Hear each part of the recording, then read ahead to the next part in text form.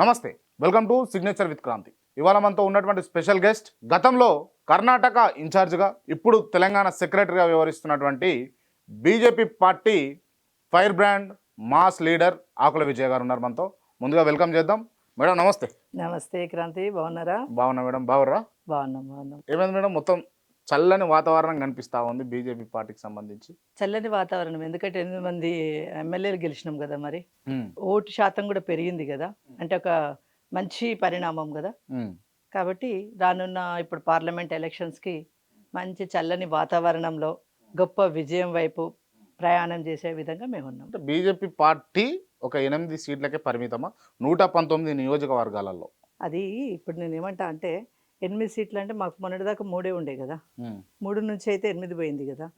అంటే ఈరోజు 8 సీట్లు ఉన్నాయా, 15 సీట్లు ఉన్నాయా, 100 సీట్లు ఉన్నాయా కాదు. ఇక్కడ మాకు ఓటు శాతం అయితే 6% నుంచి అయితే 14 పైగా అయితే మాకు ఓటు శాతం పెరిగింది కదా. అంటే ప్రజలైతే మమ్మల్ని కోరుకుంటున్నారు కదా, కాబట్టి ఓటు శాతం కూడా పెరిగింది కదా. ఇప్పుడు బీజేపీ క్యాండిడేట్స్ గెలిచారు కదా 8 మంది. అవును. వాళ్ళు ఓన్ వాళ్ళకున్న క్రెడిబిలిటీ మీద గెలిచిరా లేకపోతే పార్టీ బేసిస్లో గెలిచిరా? పార్టీ మెయిన్, ప్రధానంగా కమలం పువ్వు గుర్తుకు ఓటేస్తేనే గెలిచింది. ప్రధానంగా పార్టీ యొక్క బలంతో పాటు వారికి ఉన్నటువంటి ఇంతో అంతో వాళ్ళ యొక్క శక్తి కూడా, వాళ్ళ యొక్క ఫేస్ వాల్యూ కూడా. ఫస్ట్ మాత్రం పార్టీ డబల్ డిజిట్స్ వస్తాయని ఎక్స్పెక్ట్ చేసారు మీ పార్టీ నాయకులు, సీనియర్ లీడర్లు. అయినా కూడా సింగిల్ డిజిట్కు మళ్ళీ పరిమితం అయిపోయింది. అసలు అధికారమే మేము తెస్తామనేది ఆ దిశగానే మేము ప్రయాణం చేసి. నవ్వొచ్చింది కదా అట్లా అన్నప్పుడు? నవ్వెందుకు వస్తుంది? అధికారమే మేము తెస్తామని అన్నాం. అయ్యో, నేను కూడా చెప్పిన కదా 60 సీట్లు వస్తాయి, నేను చెప్పింది కదా గతంలో. మీకు ఏమైంది మరి? ఉత్త మాటలేనా? ఉత్త మాటలు ఎందుకైతే 8 సీట్లు అయితే వచ్చినాయి కదా. రానున్న రోజుల్లో రేపు 60 సీట్లకి 8 సీట్లకు అసలు పొంతన ఉన్నదా? అంటే 60 సీట్లకు దీనికి పొంతన ఉందంటే మేము ప్రయత్నం చేసినాం. కొన్ని అయితే సెకండ్ ప్లేస్కి వచ్చి పోయినటువంటిది ఉంది మాది. కొంత తక్కువ మెజార్టీతో ఓడిపోయినటువంటి సీట్లు ఉన్నాయి. అంటే ఏది ఏమైనప్పుడు కూడా ప్రజలు మాత్రం మమ్మల్ని యాక్సెప్ట్ చేసిరు కాబట్టి మా ఓటు బ్యాంకును కూడా పెంచడం జరిగింది. అంటే మీరు 8 సీట్లకు యాక్సెప్టబుల్గా ఉన్నారు. మీరు ప్రయత్నం జరిగింది, కష్టపడ్డాం. మా కార్యకర్తలు, భారతీయ జనతా పార్టీ కార్యకర్తలు కింది స్థాయి వరకు కూడా చాలా కష్టపడ్డారు. కాకపోతే ఇక్కడ డబ్బు అని, ఓటుకు నోటు అనేది ప్రజలు మళ్ళీ అంతిమంగా కొంత అవేర్నెస్ ఉన్నటువంటి వాళ్ళేమో ఓటుకు నోటు అమ్ముడు పోలేదు. కొంతవరకు ప్రజలు మాత్రం ఆ రోజు రాత్రి ఇచ్చినటువంటి 5,000, 3,000, 2,000కు మాత్రం ఆశపడ్డటువంటిది. ఇప్పుడు గ్యారెంటీ 6 గ్యారెంటీ ప్రజలు ఆశపడుతున్నారా? ఒక్క విషయం క్రాంతి గారు, ఇవాళ 6 గ్యారెంటీలు అని చెప్పేసి కాంగ్రెస్ పార్టీ చెప్పింది. ఇవాళ నేను పేపర్లోనో ఫేస్బుక్లో చూశాను. గవర్నమెంట్ టీచర్స్ అంతా కూడా మాకు ఫ్రీ బస్ వద్దు అనేసి అన్నారు. అంటే టీచర్స్ ఎందుకన్నారు అన్నమాట?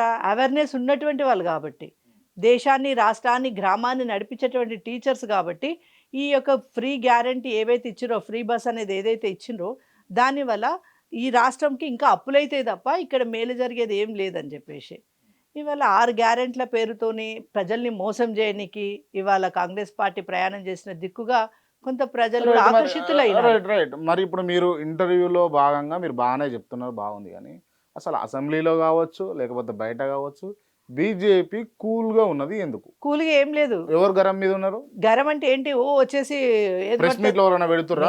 ఎవరైనా ఖండిస్తుర్రా? ఒక నిమిషం. అధికారం కోల్పోయిన పార్టీ మీద విమర్శలు చేయడానికి ప్రెస్ మీట్లు పెడుతురే తప్ప అధికారంలో వచ్చినటువంటి పార్టీ తప్పిదాలు చెప్పడానికి వాళ్ళ తప్పిదాలు ఎప్పుడు నిన్ననే కదా పురుడు పోసుకున్నది కాంగ్రెస్ పార్టీ తెలంగాణ రాష్ట్రంలో. ఒక 4 రోజులు కానివ్వండి. ఒక్క నిమిషం.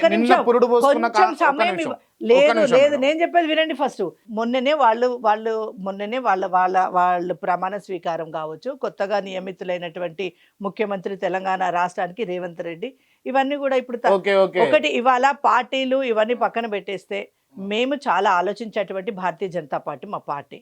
ఏది కూడా వేరే పార్టీల లెక్క తొందరపడి ఏది పడితే అది మాట్లాడేసి ఏదో ఉనికి చాటుకోనికే ప్రయత్నం మాకు అవసరం లేదు.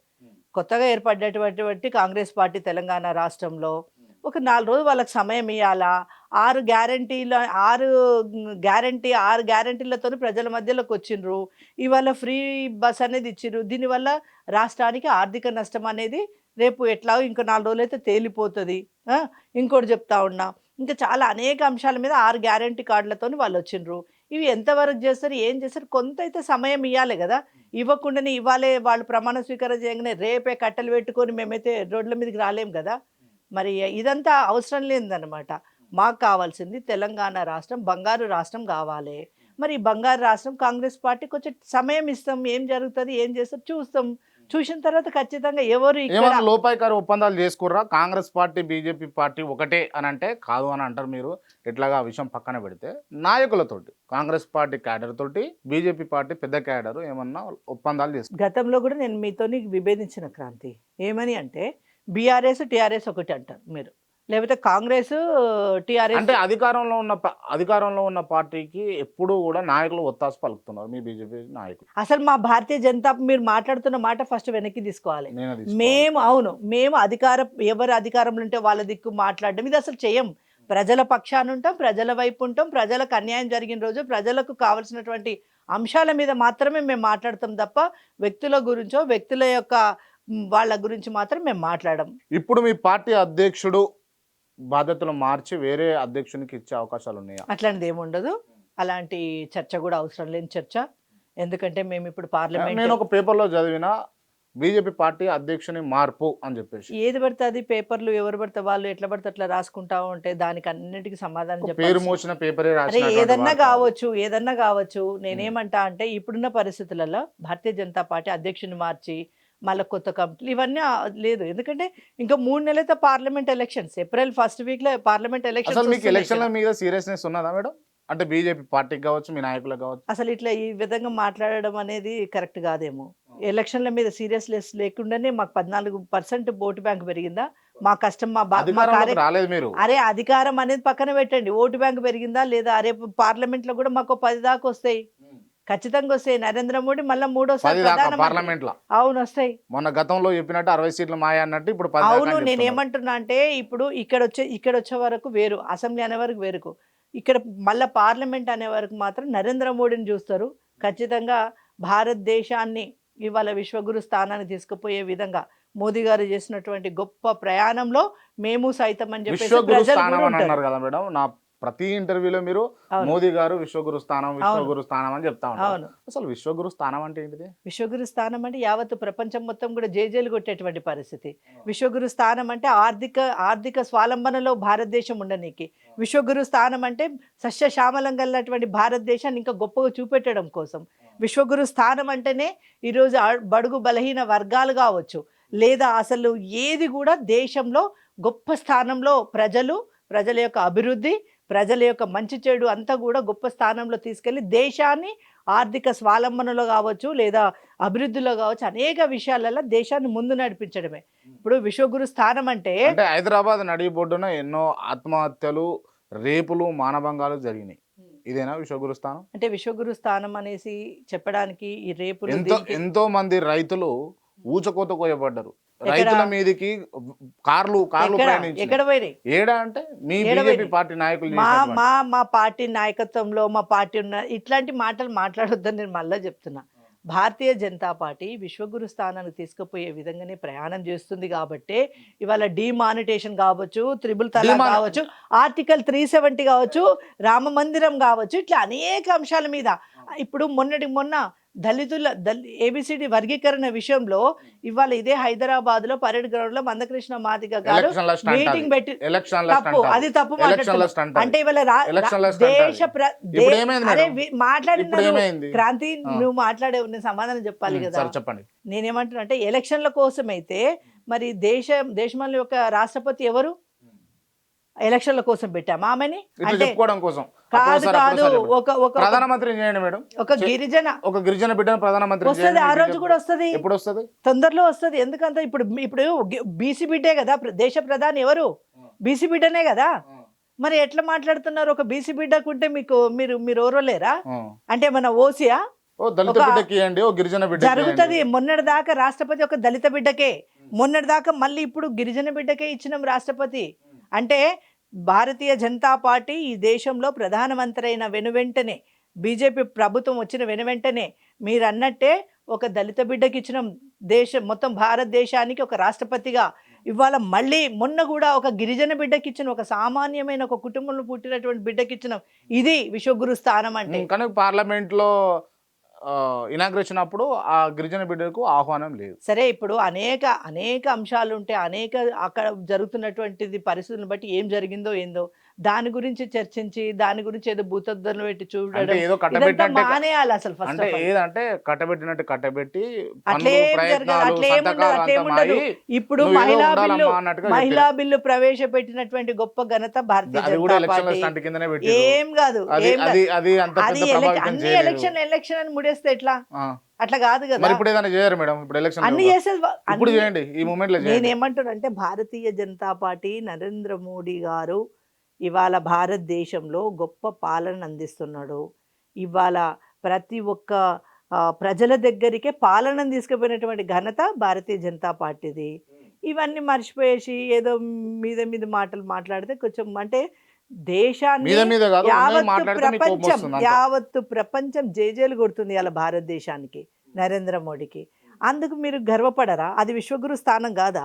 అందులో- ఇవాళ ఏదైతే ఓకే మేడం, పాకిస్తాన్ అనుకున్నామో, ఏదైతే చైనా అనుకున్నామో, అనేక దేశాలు కూడా మన పేరు కాదు కదా, మనల్ని కనీసం వాళ్ళ బార్డర్ లోకి అడుగు పెట్టాలంటే కూడా పెట్టనిటువంటి స్థానంలో ఉన్నటువంటి వాళ్ళే ఇవాళ భారతదేశ ప్రధానిని వెల్కమ్ చెప్పేటువంటి పరిస్థితి ఏర్పడ్డది అంటే అది విశ్వగురు స్థానం రైట్ కాదా? మేడం కొన్ని విషయాలలో మోదీ గారిని మేము కూడా ప్రశంసిస్తాం కొన్ని విషయాలు కాదు, 100% డిమానిటైజేషన్ చేయాల్సిందే. విషయంలో కావచ్చు లేకపోతే మొన్న జరిగిన 2000 రూపాయల నోట్ల రద్దు ఇవాళ విషయంలో అయోధ్య కావచ్చు. మందిరం ఇవాళ చూడండి, ఇంకా మేడం ఈ మాట్లాడకండి మేడం ఎందుకు మందిరాల గురించి ఇవాళ కరోనా వచ్చినప్పటి నుంచి ఈ రోజు దాకా ఫ్రీ రేషన్ పేద వర్గాలకు అందుతా ఉన్నాయి. ఇవాళ హైదరాబాద్ లో కావచ్చు, వ్యాక్సిన్ విషయంలో అందరు ఏమనుకున్నారు, వేరే దేశాలన్నీ ఓ గొప్పగానే మన భారతదేశం ఏం బాగాలేదన్న స్థితిలో ఉన్నటువంటి దాన్ని వ్యాక్సిన్ మన దగ్గర తయారు చేసి మన ప్రజల్ని కాపాడుకొని ఇదే వ్యాక్సిన్ ఇతర దేశాలకు ఇచ్చినటువంటి అందించిన గొప్ప గనుడు, గొప్ప పరిపాలన మన భారతదేశంలో భారతీయ జనతా పార్టీ నడిపిస్తా ఉంది. Okay super madam. Ayodhya Rama మందిరం కట్టడంలో నాకైతే ఏం అంటే అభ్యంతరాలు ఏం లేవు, కట్టడం వల్ల నాకేం బాధ కలగదు. కానీ అయోధ్య మందిరం కడుతున్నట్టే చందాలు వేసి ఆ రకంగా ఈ రకంగా ఫండింగ్ చేస్తూ మంచి మంచి ఇంటర్నేషనల్ స్కూల్స్ లేకపోతే చాలా పెద్ద పెద్ద హాస్పిటల్స్ దేశవ్యాప్తంగా కట్టొచ్చు కదా. హైదరాబాద్ లో 10 హాస్పిటల్, వరంగల్ లో 2 హాస్పిటల్, నిజామాబాద్ లో 1 హాస్పిటల్. రామా నేనేమంటున్నంటే అవన్నిటికి ఒకరోజు మళ్ళీ లెక్కకు కూర్చుందాం. నేను మొత్తం లిస్ట్ ఇస్తా. భారతీయ జనతా పార్టీ దేశంలో అధికారంలోకి వచ్చిన నుంచి ఎన్ని మెడికల్ కాలేజీలు అయినాయి, ఎన్ని ఇంజనీరింగ్ కాలేజీలు అయినాయి, ఎన్ని గొప్ప మోడల్ స్కూల్స్ వచ్చినాయి, ఎన్ని కేంద్రీయ విద్యాలయాలు వచ్చినాయి, విద్యా సంస్థని ఎంతో గొప్పగా తీర్చిదిద్దినటువంటి ఘనత ఇవాళ మొన్న ఎలక్షన్ అసెంబ్లీ ఎలక్షన్లో మా మేనిఫెస్టోలో ఉచిత వైద్యం, ఉచిత విద్య అంటే దేశానికి కావాల్సింది వైద్యం అండ్ విద్య అనేది ప్రధానం. ఇవి ఉచితంగా ఇస్తా అన్నాం. అంటే ఎందుకోసం అన్నాం అంటే ఇంటర్నేషనల్ స్కూల్స్ కావచ్చు, అనేకంగా అభివృద్ధిలో ఉంది. నేను మొత్తం లిస్ట్ ఇస్తా అంటున్నా. ఇప్పుడు నేను లెక్క తెలియకుండా ఇన్ని అని నేను చెప్పా. కానీ దేశం మొత్తంలో విద్యా విషయంలో కాలేజీలు, అనేకమైన కాలేజీలు, స్కూళ్ళ దగ్గర నుంచి కాలేజీల వరకు కొన్ని వేలాదిగా ఈ దేశంలోకి మాత్రం కొత్తవి మాత్రం ప్రవేశపెట్టిండ్రు. ఈ 2000 రూపాయల నోట్ల రద్దు జరిగింది కదా. అవును. అంటే కర్ణాటక ఎలక్షన్స్ లో వాళ్ళు అధికారంలోకి వచ్చారు. ఇప్పుడు ఈ డబ్బుల చలామణి ఎక్కువైతుందని చెప్పేసి తెలంగాణలో ఇతర 4 రాష్ట్రాల్లో ఎలక్షన్స్ జరుగుతూ ఉన్నాయి అని చెప్పేసి 2000 నోట్లు కట్ చేశారు. మీరు అంటారు కదా ఇప్పుడు దేశంలో మొత్తం ఇప్పుడు నరేంద్ర మోడీ లేకపోతే భారతీయ జనతా పార్టీని ఎట్లా పడితే అట్లా తిడుతూ ఉంటారు కదా. అంటే మొన్న జరిగిన ఎలక్షన్లలో బీజేపీ లేదా? బీజేపీ కూడా ఉంది కదా ఆల్రెడీ. అంటే ఒక విషయం 2000 నోట్లు రద్దు చేస్తామని మీరు మాకు అందరూ ఫోన్లు చేసి చెప్తే మేము పెట్టుకున్నాం. ఏం మాట్లాడతారు? అడుగుతున్నా మేడం, నాకు సమయం తెలియదు. కూడా ఇచ్చారు కదా 2000 నోట్లు రద్దుకు సమయం కూడా ఇచ్చారు కదా. ఇవాళ అనౌన్స్ చేసి రేపే రద్దు చేయలేదు కదా. దానికి కూడా ఒక గడువు ఇచ్చిండ్రు, సమయం ఇచ్చిండ్రు. ఆ సమయంలోపు ఎవరైనా చేసుకోండి అన్నారు. జరిగినాయి, మార్పు చేసుకునేటోళ్ళు చేసుకున్నారు. దీనివల్ల ద్రవ్యోల్బణం తగ్గుతుందా పెరుగుతుందా మేడం? కరెన్సీ నోట్లను ఊకే చెత్త కాగితాల లెక్క తీసేయడం వల్ల అట్లే ఇప్పుడు నేను ఏమంటానంటే దేశం ఇంత అభివృద్ధిలోకి ఉందంటే అంత ఆలోచించకుండా చేస్తుందా కేంద్ర ప్రభుత్వం? ప్రతిదీ కూడా దేశానికి మంచి జరిగేది, దేశానికి మంచి జరిగేదా రాజకీయంగా మంచి జరిగేది చేస్తుందా? రాజకీయం మంచి జరిగేది ఎప్పుడు కూడా భారతీయ జనతా పార్టీ అట్లా ఆలోచించేది. దేశమే ముఖ్యం, దేశం ధర్మమే ముఖ్యం 100% పక్కా. కాబట్టే మొన్న పోయినటువంటి అసెంబ్లీ ఎలక్షన్ లో ఏ భారతీయ జనతా పార్టీ కార్యకర్త డబ్బులు పంచలే, అభివృద్ధి చూపించిండ్రు. డబ్బులు పంచలేదా? మరి ఎక్కడ పంచారు ఒకరు చూపెట్టరాదు. డబ్బులు పంచలే. ఓటుకు నోట్ అనేది భారతీయ జనతా పార్టీ చేయలేదు 100%. ఓకే, గెలిచిన క్యాండిడేట్లు ఎవరు కూడా 1 రూపాయి కూడా ఇవ్వలేదు. ఇప్పుడు నేనేమంటున్నా గెలిచిన వాళ్ళు ఇవ్వలేదు, 2వ స్థానంలో వచ్చిన వాళ్ళు ఇవ్వలేదు, 3వ స్థానంలో ఉన్న వాళ్ళం కూడా మేము ఓటుకు నోటు ఇవ్వలేదు కాబట్టే మమ్మల్ని ప్రజలు ఆ టైంకి నిజంగా కూడా ఫ్రెష్గా వచ్చినటువంటి ఆ 2000 3000 1000కి ఆశపడ్డరు జనాలు. కానీ అసలు ఈ ఓటుకు నోటు అనేది ఇది మనం తీసుకోవడమే తప్ప అనే ఆలోచనలోకి వెళ్ళకపోవడం నిజంగా దురదృష్టకరంగా. ఎందుకంటే ఇప్పుడు విద్యావంతులు కొంత యూత్ వీళ్ళందరేమో ఆలోచించినారు ఈ ఓటుకు నోటు అనే దానికి దూరంగా ఉండాలని. కొంత మన మన తెలంగాణ రాష్ట్రంలో ఇంకా కూడా మధ్యతరగతి ఇంకా కింది స్థాయి ప్రజలు ఉన్నారు కాబట్టి ఆ నిమిషం కోసం ఆలోచించారు. కానీ ఇప్పుడు నిజంగా కూడా చాలామంది బాధపడుతున్నటువంటిదే. కాకపోతే ఈ ఫ్రీ బస్ అనేది ఇవన్నీ కూడా ఏదో గొప్పగా ఉంటాయి అనేది. కానీ ఆ పాపము ఏం తెలియని వాళ్ళకి ఏం తెలుసు ఈ భారం మళ్ళీ మన మీదనే పడుతుంది, ఈ రాష్ట్ర ప్రజల మీదనే పడుతుంది అన్నది తెలియదు కదా. ఫ్రీ అనే వరకు హ్యాపీనెస్ వాళ్ళకు. కానీ అప్పు అయి కుప్ప ఇప్పుడు ఈ ఉచితాల వల్ల నిజంగా ప్రజలకి లాభమా నష్టమా? నేనేమంటా అంటే ఉచితం అనేది మాత్రం నన్ను ఆకుల విజయగా నన్ను అడిగినప్పుడు మాత్రం తప్పని నేనంట. ఉచితం ఎక్కడ పెట్టాలి? వైద్యం దగ్గర పెట్టండి. నేను చెప్పేది వినండి. ఉచితం అనేది వైద్యం. వైద్యం అనేది నిజంగా ప్రతి ఒక్క కుటుంబంలో ఏదో ఒక రకంగా ఇబ్బందులలో ఉంటారు, అసలు డబ్బులు పెట్టుకోలేని స్థితులు. ఇప్పుడు నేనేం చేస్తా, నేను ఇన్సూరెన్స్ కట్టుకుంటా, సంవత్సరానికి 30,000 20,000 కట్టుకుంటా ముందు చూపు కోసం. సామాన్యమైన ప్రజలు 20,000 30,000 సంవత్సరానికి కట్టే పరిస్థితి ఉంటుందా? ఉండదు కదా. ఆ 20,000 30,000 ఉంటే పిల్లల ఫీజులు అనుకుంటారు కదా. మా భారతీయ జనతా పార్టీ ఏంటంటే ప్రజల కోసం కోరుకుంటున్నది, ప్రజలకు ఏం కావాలి? ఉచిత వైద్యం, ఉచిత విద్య. ఈ రెండు మాత్రం దేశవ్యాప్తంగా చాలా అవసరమైనటువంటి. Super madam. మీరు అధికారంలో ఉన్నటువంటి రాష్ట్రాలలో మీరు ఉచిత విద్య ఉచిత వైద్యం అందిస్తురా ఆ రాష్ట్ర ప్రజలకి? కొన్ని రాష్ట్రాలలో అందేకాడికి అందుతున్నాయి. ఇప్పుడు ఆయుష్మాన్ భారత్ ఎక్కడికించి వస్తుంది? దేశం మొత్తం కేంద్ర ప్రభుత్వం నుండి ఇచ్చిందే కదా. అనేక స్కూల్స్, అనేక మోడల్ స్కూల్స్ కావచ్చు, అనేకంగా స్కూల్స్ అన్నీ కూడా ఒక ఇంగ్లీష్ మంచి ఇంటర్నేషనల్ స్కూల్ లెవెల్లో ఎందుకు వచ్చినాయి? ఒక మండలాలలో జిల్లాలలో వాళ్ళకు ఉచితంగా అందియడం కోసమే కదా. అది ఇంకా ముందుకు తీసుకుపోవాల్సినటువంటి బాధ్యత ప్రతి ఒక్క భారతదేశంలో ప్రతి ఒక్క పౌరుడి బాధ్యత అని నేనంట. ఉచిత వైద్యం, ఉచిత విద్య అనేది మాత్రం చాలా ఇంపార్టెంట్. రైట్. ఇప్పుడు తెలంగాణ రాష్ట్రంలో 6 గ్యారంటీల మీద మీ అభిప్రాయం ఏంది అసలు? ఇది రాజకీయ లబ్ధి కోసం చేసినటువంటి ఏ తప్ప ఇవాళ ప్రజలకి మీరు ఇవాళ ఈతాకేసి తాటాకు తీయడం అన్నట్టు. ఇవాళ ఈతాకు ఆశ చూపించారు, తాటాకి అంత అటువంటి అప్పులైతే రేపు దేశానికి రాష్ట్రానికే తీస్తారు కదా. అంటే ఇవాళ ప్రజలనైతే ఒక ఫ్రీ అనే దానికి ఒక వాళ్ళ మైండ్ని చాలా సోమరిపోతుగా తయారు చేస్తున్నారు కదా మీరు. దానివల్ల రాష్ట్రంలో ఎంతమంది ఎంత వెనకబడిపోయి ఉంటారు?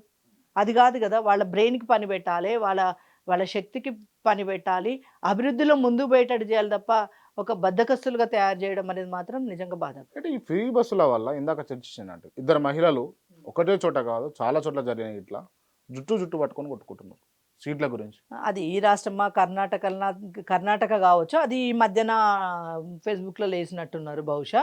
సరే ఏదైనా కావచ్చు, ఈ రాష్ట్రమా అవతల రాష్ట్రమా ఏ రాష్ట్రమైనా కూడా మరిగా అది ఆ కొట్టుకునే పరిస్థితి కూడా ఎందుకు వస్తుందంటే ఆ సీట్ల కోసం. బస్సులేమో తక్కువ పెట్టిండ్రు, జనమేమో ప్రయాణం చేసి ఎక్కువ మంది అయిపోయినరు, కూర్చోవడానికి ప్లేస్ దొరకక ఆ విధంగా వాళ్ళు కొట్లాడుకునే పరిస్థితి. ఇప్పుడు సగటున రోజుకు 4 కోట్ల రూపాయల నష్టం జరుగుతుంది టీఎస్ఆర్టీసీకి అని అంటున్నారు. ఆల్రెడీ ఆర్టీసీ నష్టంలోనే ఉంది కాబట్టి పోయిన ప్రభుత్వం మొత్తం ఆర్టీసీకి సంబంధించిన ఆస్తులన్నీ అమ్మేసి ఏదేదో చేయాలనేసి వాళ్ళు కలలు కన్నారు, ఆయనతో కాకుండా అయిపోయింది. ఇవాళ కాంగ్రెస్ పార్టీ ఆనాటి నుంచి ఈనాటి వరకు కూడా దేశాన్ని దోసుకోవడం తప్ప ప్రజలకు చేస్తున్నది ఏం లేదు. గరీబ్ కటావ్ అన్నటువంటి ఇందిరాగాంధీ గరీబ్ కటావ్ అనేది జరగలేదు. కానీ కాంగ్రెస్ పార్టీలో ఉన్న ప్రతి నాయకుడిని మాత్రం అమీర్ చేయగలిగింది. ఇవాళ అనేక అంశాలు ఉన్నాయి. అమీర్లు ఎవరు ఉన్నారు కాంగ్రెస్ పార్టీ? ఎవరు లేరు. ఎవరున్నారు ఇప్పుడు ఈ 10 ఏళ్ళ అమీరా? ఎందుకు అమీర్ ఆయన గొప్పోడు, బాగా డబ్బులున్నోడు కాందే ఈరోజు చాలా మందికి కోట్ల రూపాయలు పంపించుకోగలిగిండా అభ్యర్థులకి గెలవనికి. అంటే ఇవాళ ఒక్క అంశం అని కాదు, ఇవాళ భారతీయ జనతా పార్టీ న్యాయం ధర్మం దేశం కోసం పనిచేస్తూ ఉంది. దాన్ని స్వీకరించేటువంటి జనాల శాతం కూడా పెరిగింది కాబట్టే ఇవాళ రాష్ట్రంలో 14% పైగా మా ఓటు బ్యాంకు పెరిగింది. గతంలో 4 ఎంపీలుగా గెలిపించగలిగినారు తెలంగాణ రాష్ట్ర ప్రజలు. ఇక ముందు కూడా ఈ రాష్ట్రంలో ఇంకెక్కువ మందిని గెలిపించి ఒక గొప్ప గిఫ్ట్గా ఇక్కడ తెలంగాణ ప్రజలు నరేంద్ర మోడీ గిఫ్ట్గా ఇచ్చి నరేంద్ర మోడీని 3వ సారి ప్రధానమంత్రి చేయడానికి కూడా ప్రజలు సిద్ధమై ఉన్నారు. Okay, right madam. మీ పార్టీ తరఫున ఇప్పుడు మన జరిగిన ఎన్నికలలో చాలా మంది ఎంఐఎం లీడర్లు మట్టి కొట్టుకుపోయారు. అంతే మట్టి కదా? కొట్టుకుపోయారు అనొద్దు కానీ ఆ. ఇక్కడ ఇరు పార్టీలు కూడా ఏకమైనవి కానీ కూడా అనుకోవచ్చు కదా. మీరు ఎవరితో ఏకం కాలేదు. మేము ఎవరితో కాలేదు, అవ్వాల్సిన అవసరం కూడా మాకు లేదు. మేము ఎవరితో అవుతామంటే ప్రజలతోనే అవుతాం.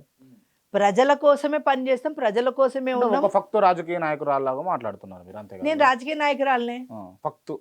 అయ్యో రామా, నేను భారతీయ జనతా పార్టీ కార్యకర్తగా మాట్లాడుతున్నా. ఇక రాజకీయ నాయకురాలంటే ఎస్ రాజకీయ నాయకురాలనే. కాబట్టి నేను ఇవాళ కార్యకర్తగా ఉన్నా పార్టీలో. కానీ నేనేమంటా అంటే ఇవాళ ఓటుకు నోటు అనేది ఎక్కువ పనిచేసింది అంటున్నా. 6 గ్యారంటీ కార్డులు అనేది ఏదైతే కాంగ్రెస్ పార్టీ పెట్టిందో దానికి ప్రజలు ఆకర్షితులయ్యారని చెప్తున్నా. ఎవరు ప్రజలు? ఒకటి మళ్ళీ చెప్తున్నా, విద్యావంతులు యువత కాలే. ఇక్కడ విద్యావంతులు యువత కాలేదు కాబట్టే వాళ్ళు బీజేపీ వైపు ఓటు రూపంలో వేశారు. వాళ్ళ న్యాయం ధర్మమైనటువంటి అంశాన్ని మాకు సపోర్ట్ చేసేది ఇక్కడ. ఓకేనా? ఇక్కడ ఎవరైతే ఇప్పుడు మన రాష్ట్రంలో ఇవాళ చాలా మటుకు పేద వర్గాలే ఉన్నారు. ఎవరైనా ఫ్రీ అనే వరకు ఆశపడతారు కదా. ఇప్పుడు ఒక మాట చెప్తున్నా, free ration Bharatiya Janata party కేంద్ర ప్రభుత్వం ఇస్తూ ఉంది. ఇక్కడ వచ్చే వరకు కేసీఆర్ అది కింది వరకు తీసుకుపోలేకపోయిండు, అదేదో ఆయన ఇస్తున్నట్టుగానే చేసిండు. ఉజ్వల గ్యాస్ ద్వారా సిలిండర్లు వస్తూ ఉన్నాయి. ఆయుష్మాన్ భారత్ ద్వారా 10 లక్షల రూపాయలు ఇన్సూరెన్స్ కేంద్ర ప్రభుత్వమే చేసి ఉంటుంది ఇక్కడ. ఇవాళ కిసాన్కి కూడా, రైతులకు కూడా వాళ్ళకు కావాల్సినటువంటి వాళ్ళ అకౌంట్లలో డబ్బులు కేంద్ర ప్రభుత్వం పంపిస్తూ ఉంది.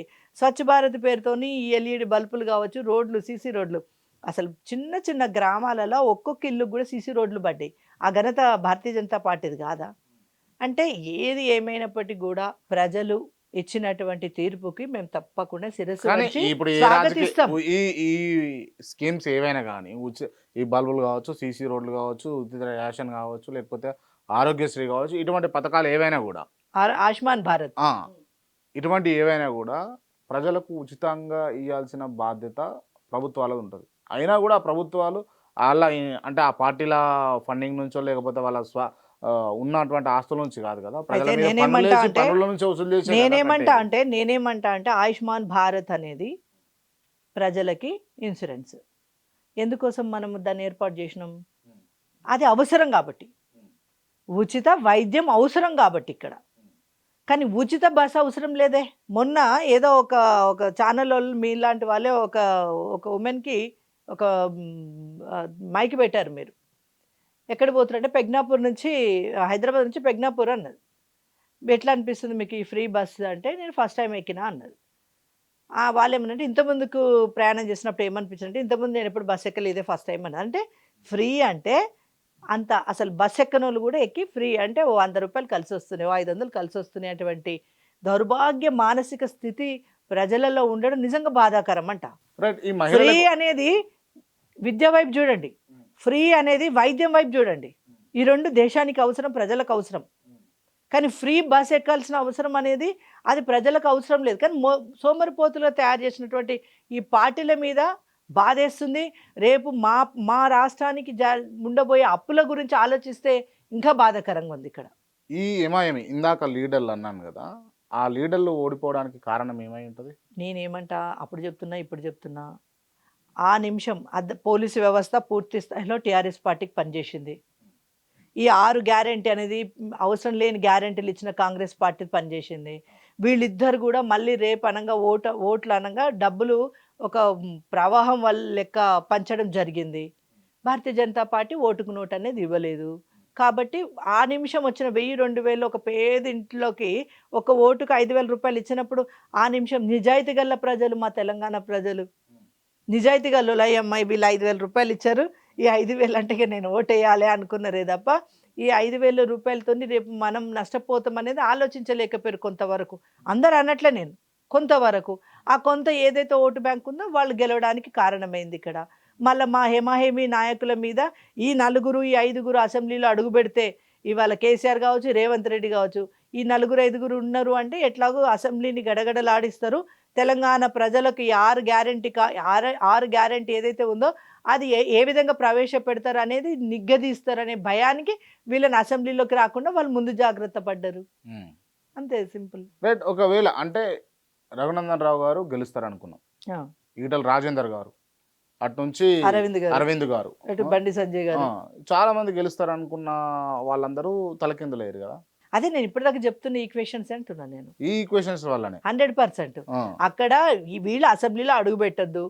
ఒకవేళ టీఆర్ఎస్ ప్రభుత్వం వచ్చినా లేకపోతే ఈ ప్రభుత్వం వచ్చినా లేదా బీజేపీ ప్రభుత్వం ఒకవేళ నిజంగా మాకు 35 సీట్ల వరకు కనుక పెరిగి ఉండుంటే అసలు తెలంగాణ రాష్ట్రం బంగారు తెలంగాణ ఏ పార్టీ నుంచి సాధ్యం కాదు. సాధ్యమయ్యేది ఒక భారతీయ జనతా పార్టీ నుంచే బంగారు తెలంగాణ అనేది ఏదైతే ప్రజలు కలలు కంటున్నారో అది నిజమైతుండే. ఇవి ఇష్టం లేదు కదా వీళ్ళు. కాలే అంటారా బంగారు తెలంగాణ? కాలేదు. ఇంకా వీళ్ళు చేస్తారా? కాంగ్రెస్ వాళ్ళు చేయరు. కాంగ్రెస్ చేస్తే బీజేపీ నాయకులే చేయాలి ఖచ్చితంగా 100%. ఇప్పటికైనా బంగారు తెలంగాణలో బంగారు తెలంగాణ అనేటువంటి నినాదంతో నడుస్తుంది భారతీయ జనతా పార్టీ. కాబట్టి ఇవాళ ఎటుపోయినా కూడా వీధి లైట్ల దగ్గర నుంచి సీసీ రోడ్ల దగ్గరికి అనేక అంశాల మీద రాష్ట్రంలో కొంత వెలుగు చూస్తున్నాం అంటే కేంద్ర ప్రభుత్వం ద్వారానే. Right, okay. ఇంత గొప్పగా చెప్తున్నారు మీ పార్టీ గురించి, ఇంత గొప్పగా మాట్లాడుతున్నారు. ఫ్యూచర్లో కూడా తెలంగాణ రాష్ట్రానికి బంగారు తెలంగాణ కావాలనంటే బీజేపీ తోటి సాధ్యమని చెప్పి బల్లా గుద్ది చెప్తున్నారు కదా మీరు. అవును. మిమ్మల్ని పట్టించుకోలేదు పార్టీ. ఎందుకు పట్టించుకోలేదు? పట్టించుకుంది స్టేట్ సెక్రటరీ చేసి. మీరు ఏం ఎక్స్పెక్ట్ చేసారు మొన్న ఎన్నికలలో? అవును, రేపు పార్లమెంట్ ఇప్పుడు అక్కడ కాలేదు, పార్లమెంట్ ఇస్తారేమో.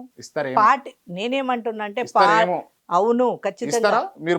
మీరు ఇప్పుడు ఇవన్నీ చెప్తున్నారు కదా బల్లా గుద్ది, ఇప్పుడు పార్లమెంట్ ఎన్నికల్లో నాకు స్థానం కల్పిస్తారని బల్లగుద్ది చెప్తారా? బల్లగుద్ది చెప్తా ఖచ్చితంగా. ఒక బీసీ బిడ్డని ఖచ్చితంగా ఎక్కడో ఒక దగ్గర నేను ఒక బీసీ బిడ్డని నాకు ఖచ్చితంగా బీజేపీ పార్టీ ఆదరిస్తుంది, పార్టీ కష్టకాలాలు ఉన్నప్పుడు నేను పని చేసినా అని చెప్పేసి మీరు చెప్పారు. అంటే నాకంటే బలవంతుడు అనుకున్నారు కావచ్చు శశిధర్ రెడ్డి గారిని.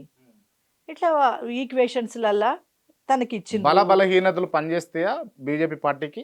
బలహీనతలు అంటే నాకంటే ఇంకో 5,000 ఓట్లు ఎక్కువ వచ్చినాయి అనుకోండి నాకంటే అన్నప్పుడు పార్టీ అక్కడ అభ్యర్థి గెలిస్తే పార్టీ గెలుస్తుంది కదా అని ఆలోచిస్తారు కదా. ఇప్పుడు ఏదున్నప్పుడు కూడా పార్టీ ఆలోచించే నిర్ణయాలు తీసుకుంటుంది. పార్టీ ఏ నిర్ణయం తీసుకున్నా నేను మాత్రం పార్టీ లైన్లో ఉంటాను. పార్టీ ఏది చెప్పినా కూడా దానికే నేను నా వైపున ఓటేస్తాను. మీకు కరెక్టే అనిపిస్తుందా మేడం? అంత మోసం చేసినా కూడా మీరు మోసం అనబడదు ఇక్కడ, మోసం అనబడదు, ఈక్వేషన్స్ అన్నట్టు.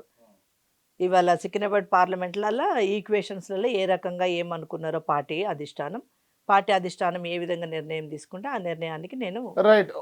ఓకే. సికింద్రాబాద్ పార్లమెంట్ నుంచి మీరు పని చేస్తారా? ఇప్పుడు నిలబడే అవకాశాలు ఉన్నాయా? సికింద్రాబాద్ నుంచి ఆల్రెడీ ఒక కేంద్ర మంత్రి కిషన్ రెడ్డి గారు ఉన్నప్పుడు నాకు అటువంటి ఆలోచన లేదు. నేను పని చేయదలుచుకోలేదు. అంటే పని చేయదంటే నాకు టికెట్ కావాలని నేను పని చేయను అక్కడ. ఎందుకంటే ఒక కేంద్ర మంత్రి వర్యులు, తర్వాత రాష్ట్ర అధ్యక్షులు, ఆ సనత్ నగర్ సికింద్రాబాద్ నా ఏరియా అయినప్పటికీ కూడా నేను అక్కడ సనత్ నగర్ అన్నప్పుడు ఒక అసెంబ్లీ, కానీ ఇక్కడ సికింద్రాబాద్ అన్నప్పుడు ఒక పార్లమెంట్ అన్నప్పుడు అక్కడ కిషన్ రెడ్డి గారు ఉన్నారు, ఆల్రెడీ ఒక రాష్ట్ర అధ్యక్షులు, ఆల్రెడీ అక్కడ ఎంపీ, సిట్టింగ్ ఎంపీ. అట్లాంటి పరిస్థితులలో పార్టీకి వ్యతిరేకమైనటువంటి ఆలోచనలు నేను చేయను. నేను జహీరాబాద్ నుంచి అనేసి ఒక ఆలోచన ఉంది. జహీరాబాద్ అనేది కొంత మాకు కాపు, బలిజ, లింగాయత్, రెడ్డిస్, తర్వాత ఈ ఓటు బ్యాంక్ అనేది ఉంది. తర్వాత ఎక్కువ శాతం అక్కడ ఆశ్రమాలు ఉన్నాయి, హిందుత్వవాదం ఉంది. దాంతోపాటుగా నేను ఒక బీసీని. అట్లనే ఇవాళ ఏబిసిడి వర్గీకరణలో మందకృష్ణ మాదిగన్న ఎట్లాగో ఏబిసిడి వర్గీకరణ కూడా అయ్యేటువంటి సూచనలు కనిపిస్తూ ఉన్నాయి. అది అయినప్పుడు అన్న కూడా ఖచ్చితంగా మళ్ళీ భారతీయ జనతా పార్టీ ఇప్పుడు భుజాల మీదనే వేసుకున్నాడు.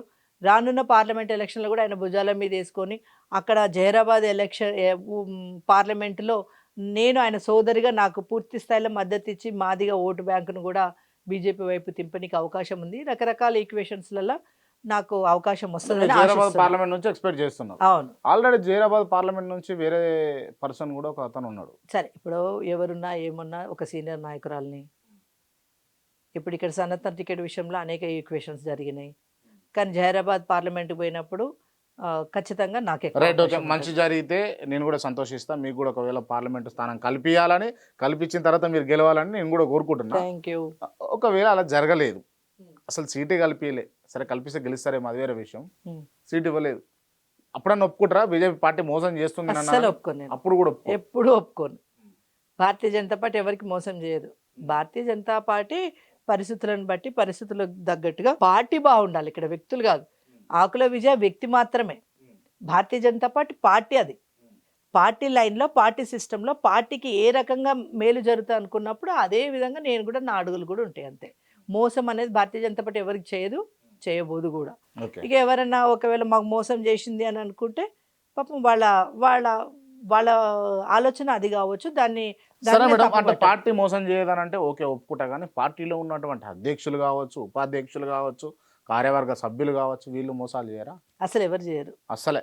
బీజేపీ జెండా పట్టిన వాళ్ళకు మోసం అంటే ఏందో తెలియదు. బీజేపీ వాళ్ళే మోసాలు చేసి జైల్లోకి పోయినాయి లేవా ఎవరు పేరు చెప్పు. వేరే రాష్ట్రాలలో? ఏ రాష్ట్రంలో లేరు. ఏ ఏ రాష్ట్రాలలో? రాష్ట్రంలో లేరు. ఏ రాష్ట్రాలలో? అలాంటిది ఏమైనా జరిగిన నిమిషంలోనే భారతీయ జనతా పార్టీ వాళ్ళ మీద చర్యలు తీసుకుంటుంది. జరగక ముందు చర్యలు తీసుకోవాలి, జరిగిన తర్వాత చర్యలు ఇప్పుడు తీసుకొని నేనేమంటున్నా అంటే ఏది కూడా ఆ, ఆ, కొన్ని విషయాలు ఎట్లా ఉంటాయి అంటే ఏదో ఒకటి మాట్లాడేసేయాలి. జరగక ముందుకే చర్యలు తీసుకోండి. జరగక ముందుకే అట్లా అని ఎట్లా తెలుస్తుంది అంటే ఒక్కొక్క మనిషికి అరే ఫిల్టర్. నేనేమంటున్నా అంటే ఇప్పుడు క్రాంతి ఉన్నాడు, నాకు ఒక కొడుకులాగా అనుకున్నా, సపోజ్ చెప్తున్నా. రేపు ఏదో సడన్ గా ఏదో క్రాంతి నుంచి ఒక తప్పు జరుగుతుంది. అప్పుడు నేను ఏం చేస్తా అంటే చేసిన తప్పుని తప్పు అంట, దాని తగ్గ శిక్ష నీకు చట్టం ఏది ఇస్తే అది నువ్వు తీసుకుంటావు, నేను కాదంటలేను. కానీ క్రాంతి మాత్రం అసలు అట్లాంటి వాడు కాదనే భావనలో అయితే నేను ఉంటానన్నమాట. అయినాకనే కదా ఇంకా అది అయ్యిందని కనబడడం. కాకముందు మాత్రం క్రాంతి మంచోడే అనుకుంటా కదా. అంతగా అంతే ఉంటుంది ఇక, పార్టీలో ఉన్నా లేకున్నా ఏదన్నా. నా వరకు తీసుకొచ్చి కామ్ చేపించారా? ఇప్పుడు కామ్ కాదు, నిజాలు మాట్లాడుతున్నా.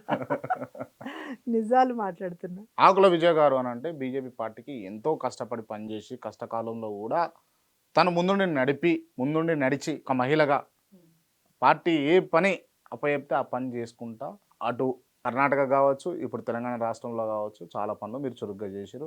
ఎవరికి పార్టీలో అన్యాయం జరిగినా మీరు ముందు ఉండి ప్రెస్ మీట్లు పెట్టి మరి మాట్లాడారు. మీకు ఈ పొలిటికల్ కెరీర్ ఇవన్నీ విషయాలు పక్కన పెట్టండి, ఒక మహిళగా చెప్పండి, మీకు నిజంగా మొన్న టికెట్ ఎక్స్పెక్ట్ చేశారు, ఇవ్వలేదు, ఇప్పుడు ఎక్స్పెక్ట్ చేస్తున్నారు, ఇస్తారో ఇవ్వరో తెలియదు, ఎప్పుడన్నా బాధ అనిపించిందా?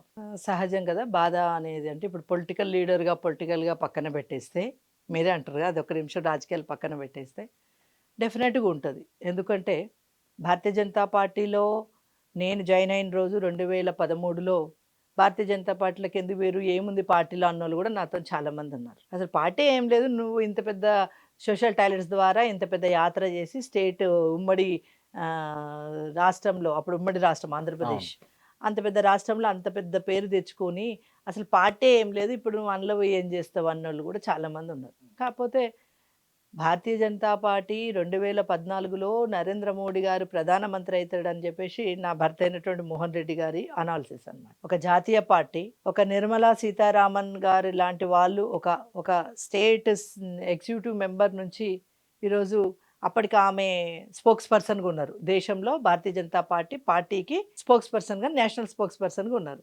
అంటే ఒక స్టేట్ నుంచి, ఒక చిన్న స్థాయి నుంచి అంత పెద్ద స్థాయి వరకు ఒక భారతీయ జనతా పార్టీలోనే న్యాయం జరుగుతున్నటువంటి ఒక మావోయిస్ట్ సిద్ధాంతం గలటువంటి మా భర్త మోహన్ రెడ్డి ఆ రోజు అనాలిసిస్ చేసింది ఏంటి అంటే రానున్న రోజుల్లో నరేంద్ర మోడీ గారే ప్రధానమంత్రి అవుతాడు, మహిళలకు మంచి స్థానం భారతీయ జనతా పార్టీలోనే దక్కుతుంది, ఈ రోజు ఏమీ లేదని ఏం బాధపడేది ఏం లేదు, మనము వెళ్ళి పార్టీ కష్టం చేద్దాం, ఖచ్చితంగా పార్టీ గొప్ప స్థాయిలోకి వచ్చినప్పుడు 100% నేను గుర్తిస్తుంది ఒక బీసీ బిడ్డగా, ఇక్కడ ఇంత లోకల్లో నీకున్నటువంటి ఒక మంచి నాయకత్వాన్ని గుర్తిస్తుంది పార్టీ అని చెప్పేసి ఎవరు వద్దన్నా మేము ఇష్టంగా పోయినందుకు కూడా పార్టీ గుర్తించింది. ఉత్తరప్రదేశ్ ఎలక్షన్లలో పంపించగలిగింది, కర్ణాటక స్టేట్కి ఇన్ఛార్జ్ చేయగలిగింది, రాష్ట్రంలో మహిళా అధ్యక్షురాలుగా చేయగలిగింది. మొన్న పోయినటువంటి 2014లో కేటీఆర్ మీద పోటీ చేసినప్పుడు మాకు మంచి ఓటు బ్యాంక్ వచ్చింది. తర్వాత మొన్న 2018లో కూడా ముఖ్యమంత్రి మీద వెళ్ళమన్నప్పుడు కూడా నేను వెళ్ళడం జరిగింది. మేము ఎక్స్పెక్ట్ చేసింది సనత్ నగర్ టికెట్, సరే సనత్ నగర్ టికెట్ రాలేదు 2018లో. మళ్ళీ కూడా మొన్న కూడా ఆశపడ్డాను, 5 సంవత్సరాలు ఎదురుచూపు, ఆశపడ్డా, శ్రమించిన, కష్టపడ్డా, ఒక బీసీ బిడ్డగా నేను అక్కడ లోకల్ స్థానికురాలిని కాబట్టి నా కుల బలము భారతీయ జనతా పార్టీ బలం, ఈ 2 బలాలతోని నేను స్థానిక బలం, ఈ 3 బలాలతోని నేను ఖచ్చితంగా గెలిచి చట్టసభల్లో అడుగు పెడతా అనుకున్నాను. సరే ఏదో చిన్న చిన్న కారణాల వల్ల లేదా కొన్ని ఈక్వేషన్స్ వల్ల రాలేదు. రానప్పుడు ఇంట్లో మేము చాలా బాధపడడం జరిగింది. ఎందుకంటే ఒక సింగిల్ ఉమెన్ ఈ రాజకీయ పార్టీలలో పోటీ చేయడంతో పాటు ఈ సమాజంలో ఉన్నటువంటి అనేక అంశాల మీద ఫైట్ చేస్తూ సమాజంలో సింగిల్గా నిలబడడం అనేది అంత ఆషామాషి కాదు. భారతీయ జనతా పార్టీ సపోర్ట్తో సింగిల్గా నిలబడగలిగిన కానీ నేను అనుకున్న లక్ష్యం వైపు మాత్రం ప్రయాణం కొంచెం ఆలస్యం అవుతుంది. కానీ ఏదో ఒక రోజు అవుతుందనే ఒక నమ్మకంతో పాటుగా బాధ ఖచ్చితంగా ఉంటుంది, ఎవరికి ఉండదు. ఏడ్చిరా మేడం? ఏడుపు అనేది నాకు సహజంగా రాదు. ఎందుకంటే ఏడుపు అనేది నేను మా ఆయనకు యాక్సిడెంట్ అయినప్పుడే నా ఏడుపంతా పోయింది. ఇంకా కన్నీళ్ళు అనేది అప్పుడే అయిపోయినాయేమో. ఎందుకంటే భర్త, తల్లి, తండ్రి, అన్న, తమ్ముడు, స్నేహితుడు సర్వం ఆయన్నే. ఆయనే మూగబోయిన రోజు దేవుడు ఇంతకంటే నష్టం ఇంకేం చేయగలుగుతాడు? 10 సంవత్సరాలు అయింది ఆయన బెడ్ మీద పడిపోయి. అట్లా కూర్చొని ఉంటాడు. గుడిలో ఎట్లయితే దేవుడికి అభిషేకం చేస్తామో అట్లనే ఈయనకు కూడా మేము రోజు స్నానం గిట్లా చేసి ఒక అభిషేకం చేసినట్టుగా దేవుడిలాగా మేము చేసుకుంటున్నాం. నేనేమనుకుంటా అంటే సింగిల్గా ఫైట్ చేసి ఇడిదాకా వచ్చినాం. ఆ రోజు ఆయనకు యాక్సిడెంట్ అయినప్పుడు మూగబోయినటువంటి ఆయనని ఒక ఒక ఒక సంవత్సర కాలం పాటు కోమాలో ఉన్న అతన్ని నేను కాపాడుకోగలిగిన. అంతకంటే కష్టం కాదు కదా ఈ టికెట్ రాకపోవడం. పార్టీలో కావచ్చు, బయట కావచ్చు, చిన్న చిన్న అవమానాలు జరుగుతుంటాయి. ఎందుకంటే సమాజం కాబట్టి. ఆ టైంలో కూడా నేను ఒకటే అనుకుంటా, అంత పెద్ద కష్టాన్ని ఎదురు వెళ్ళి మా ఆయనను కాపాడుకొని నేను ఈ సమాజంలో నిలబడి నా పిల్లలు అప్పుడు చిన్న చిన్న పిల్లలు ఇంటరు ఎంబీబీఎస్ ఫస్ట్ ఇయర్లో ఉన్నటువంటి పిల్లలు, నా పిల్లల్ని ఇవాళ ప్రయోజకుల్ని చేసుకొని ఇదంతా కూడా చేసుకుంటూ రాగలిగిన కదా. అంటే డెఫినెట్గా రాజకీయం కూడా ఒకరోజు సక్సెస్ అవుతాననే నమ్మకం నాకుంది. Wish all the best madam. Thank you. మీరు అన్నారు ఇందాక చెప్పారు మావోయిస్టు సిద్ధాంతాలు కలిగినటువంటి వ్యక్తి మోహన్ రెడ్డి గారు అని చెప్పేసి. మీరు బీజేపీ పార్టీలో జాయిన్ అయ్యే క్రమంలో ఏం అబ్జెక్షన్ చేయలేదా? చేసారు, చాలా రోజులు జరిగింది. కానీ అంతిమంగా మళ్ళా తనే కాంప్రమైజ్ అవ్వడం జరిగింది నా కోసం.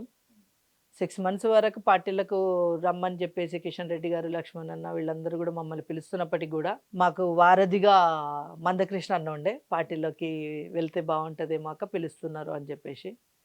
కానీ మా వారిని ఒప్పించడం చాలా సమయం పట్టింది, 6 నెలల కాలం పట్టింది. 6 నెలల తర్వాత వారు ఒప్పుకున్నారు.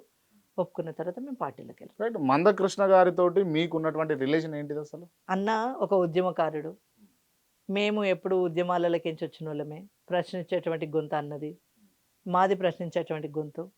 ఈ ఈ ఒక్క సేమ్ భావాలతో పాటు ఒక ఒక లైన్ అయితే అన్నకి నేను ఒక చెల్లగా, అంతకంటే కూడా అన్నని ఎప్పుడైనా అడిగితే అన్న చెప్తాడు అసలు. అంటే నేను అన్నకు నా మీద ఉన్నటువంటి ప్రేమాభిమానం, అన్న మీద నాకున్నటువంటి ప్రేమాభిమానం. నేనేమంటా అంటే అన్నగా, ఒక తండ్రిగా అన్న నాకు ఎప్పుడు సపోర్ట్గా ఉన్నాడు, నా కష్టానికి నష్టానికి ప్రతిదానికి. అన్న కష్టానికి నష్టానికి అన్న ఇస్తున్నటువంటి ప్రతి అడుగులో 18 ఏళ్ళ కాలంగా నేను అన్నతో ప్రయాణం చేస్తూ ఉన్నా. అన్న ఏబిసిడి వర్గీకరణ కోసం చేసినటువంటి అనేక ఉద్యమాలల్లో నేను అడుగు లేనిది అన్న నడలే. 18 ఏళ్లలో అన్నకి కన్నీళ్ళు వచ్చినా అన్నతో పాటు నేను ఏడ్చిన. అన్న జీవితంలో ఒక ఆనందమైన సమయం ఒకటి బిడ్డ పెళ్ళి తప్ప అన్న ఎప్పుడు కూడా బాధలలోనే ఉన్నాడు, కష్టాలలోనే ఉన్నాడు. వర్గీకరణ ఎప్పుడైతే అవుతుందో ఆ రోజే అన్నకు నిజమైనటువంటి జన్మగా భావిస్తాడు అన్న. కాబట్టి ఒక అన్నకు చెల్లగా, ఒక అన్న చెల్లెళ్ళ బంధం.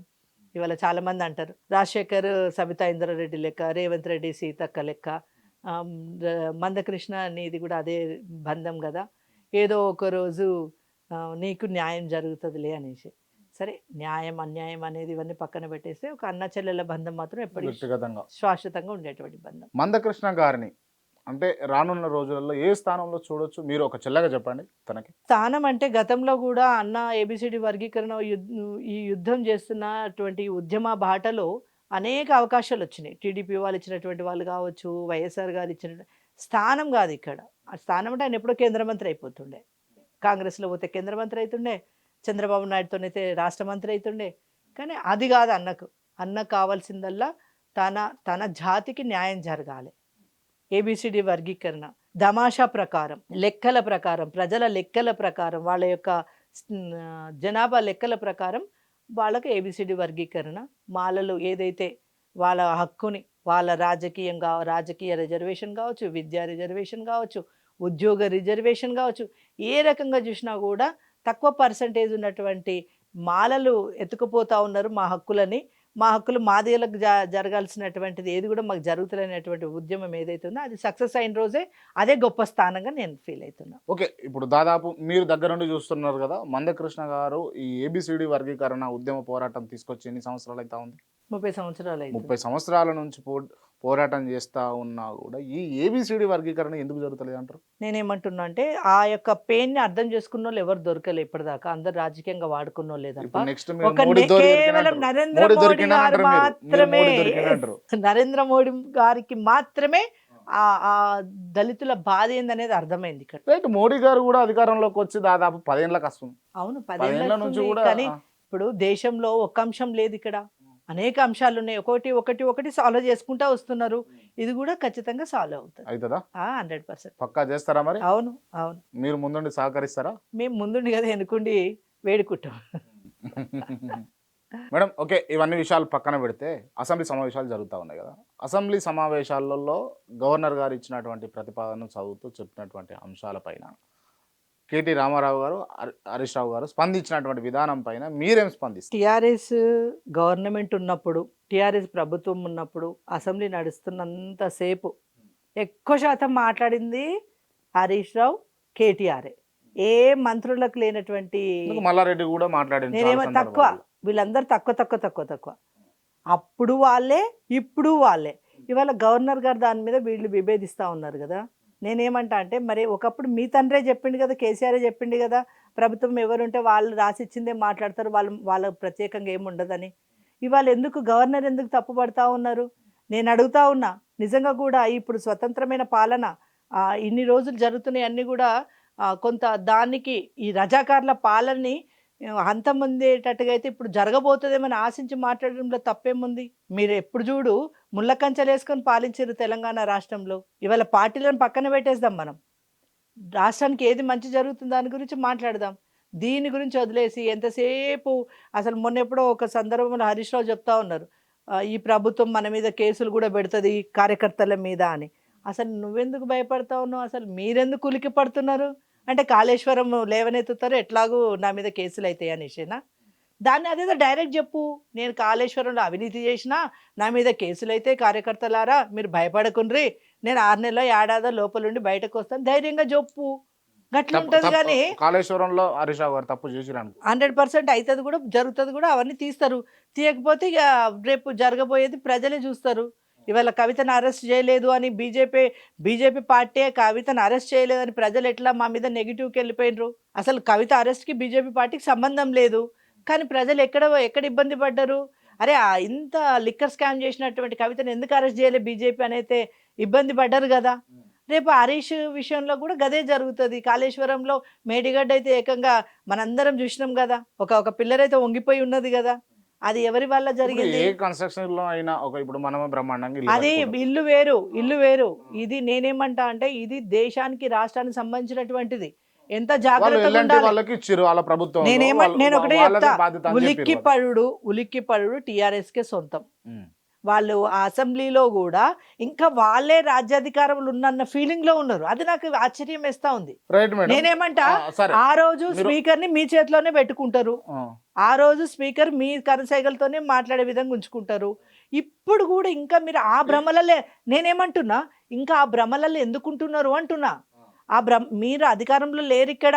మీరు ప్రతిదానికి సమాధానం చెప్పాలి. మీరు 10 ఏళ్ల పాలన అందించిన దాంట్లో మీరు చేసినటువంటి అవకతవకల గురించి మాట్లాడాల్సినటువంటి అవసరం ఉంది. ఇప్పుడు ఈ ఏదైతే కాంగ్రెస్ పార్టీ ఉందో వాళ్ళు మీకు ప్రశ్నలు వేస్తే మీరు చెప్పండి. ఫస్ట్ మీ ప్రతి ఒక్క మంత్రి దగ్గర నుంచి మీరందరూ సమాధానం చెప్పాల్సిన అవసరం ఏర్పడ్డది.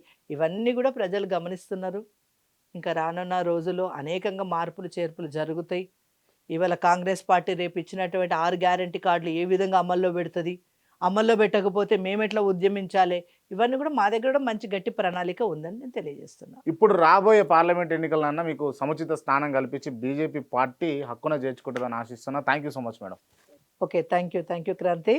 నమస్తే అందరికీ కూడా. కేఆర్ టీవీ లో ప్రసారం అవుతున్నటువంటి సిగ్నేచర్ విత్ క్రాంతి ప్రోగ్రామ్ని అందరూ కూడా చూడాల్సిందిగా కోరుకుంటూ మీ ఆకుల విజయ.